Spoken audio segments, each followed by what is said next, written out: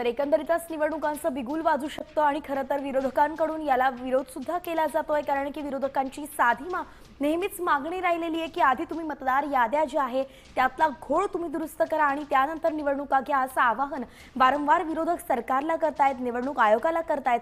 मात्र जर आज निवडणुकांचं बिगुल वाजलं, तारखा जाहीर झाला, तर यावरती विरोधक काय प्रतिक्रिया देतात हेही पाहणं महत्त्वाचं आहे। संपूर्ण विरोधक खरं तर एकत्र येऊन आता मोर्चे काढतायत। काही दिवसांपूर्वीच आपण पाहिलं सत्याचा मोर्चा झाला आणि त्यावेळी सर्वपक्षीय विरोधक नेते एकत्र एका मंचावरती दिसले होते।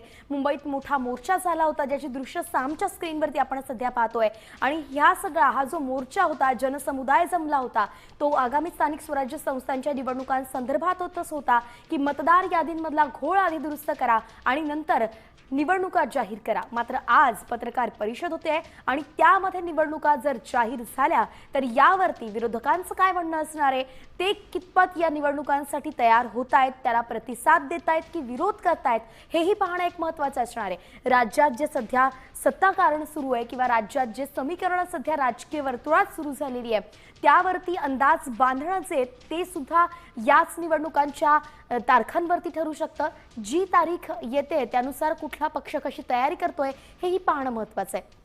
विशेष सांगायचं तर प्रत्येक पक्षानं आपापल्या पातळीवरती निवडणुकांची आता तयारी सुरू केलेली आहे। काहींनी स्वबळाचेही नारे दिलेत आणि म्हणून नेमका आज तारीख जाहीर झाल्यावरती कुणाचा कसा प्लॅन आहे तेही समोर येईल।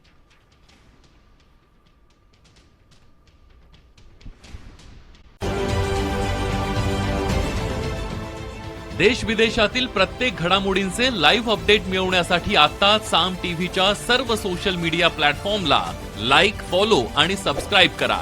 तसंच सर्व नोटिफिकेशनसाठी बेल आयकॉन प्रेस करायला विसरू नका।